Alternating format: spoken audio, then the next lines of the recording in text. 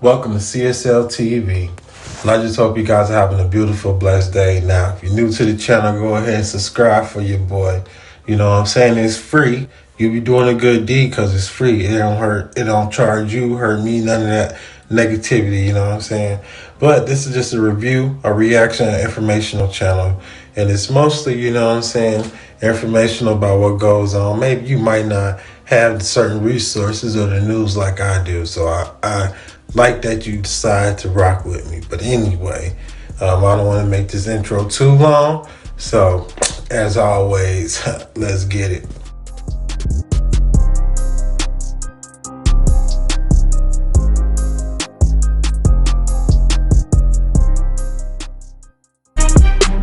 This viral prank trend is not as harmless as you might think.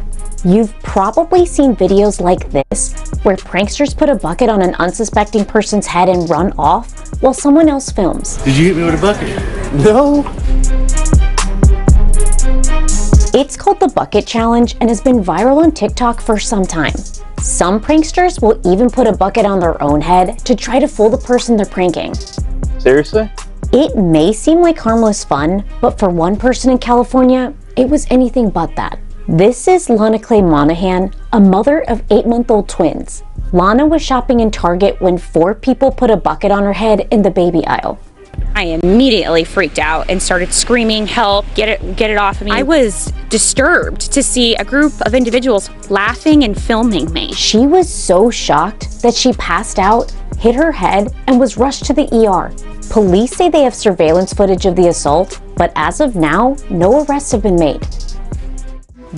Shout out to Angie and, you know, John over there and noticing there was a whole team of people over there, really. It's more than just 1 or 2 people, but this TikTok challenge that put somebody in the hospital.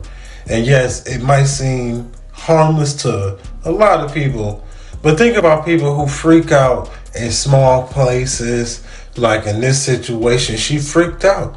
Something just crazy, tragic happened. She would have never, that's just like a gunshot coming straight at you. And then we're talking about gun violence killing somebody because we know that shit happen every day. So we can't just let this little thing right here feel like, oh, it's harmless. No, this shit put somebody in the hospital, you know.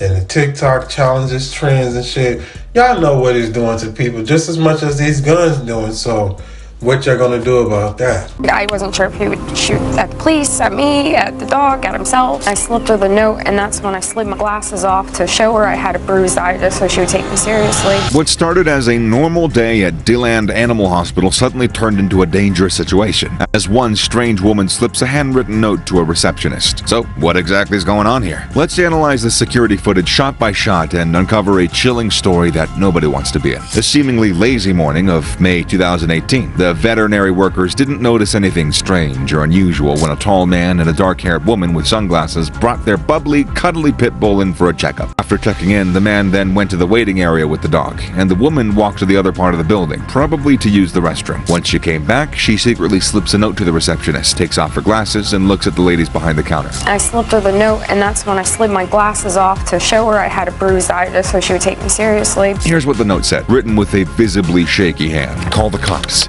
My boyfriend is threatening me. He has a gun.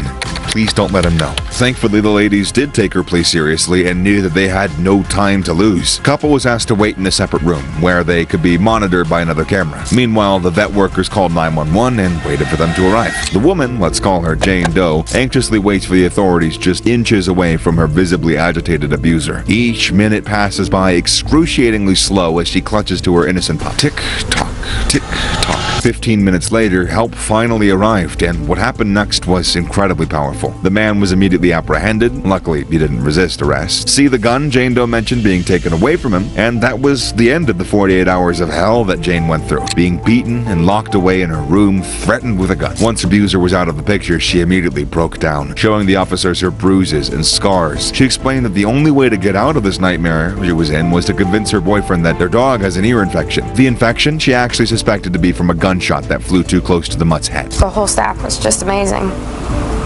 And I didn't mean to put that on them, but they were there and they were heroes. According to a report from Valencia Sheriff's Office, which took over the case, every moment of Jane Doe's life with Jeremy Floyd, a convicted felon, was an absolute nightmare. Even on the way to DeLand Animal Hospital, where the whole situation took place, he was holding her at gunpoint and threatened to kill her and her family. After the arrest, Jane Doe was treated in a nearby DeLand hospital for multiple injuries, and the police searched through the pair's house, finding numerous bullet holes, confirming the woman's testimony. Floyd was charged with domestic violence, aggravated assault with a firearm, false imprisonment, possession of a firearm and ammunition by a convicted felon, and battery. He was held on a $57,000 bond. That is, until it turned out he called Jane Doe from the prison 47 times, begging her to drop the charges, that he'll change. All that eye-watering, love-bombing, abusive, narcissist rhetoric. One of the voicemails said, "I understand that you're upset with me. I'm sorry, and I apologize about what I did to you. I'll make it up to you. I apologize, and I love you."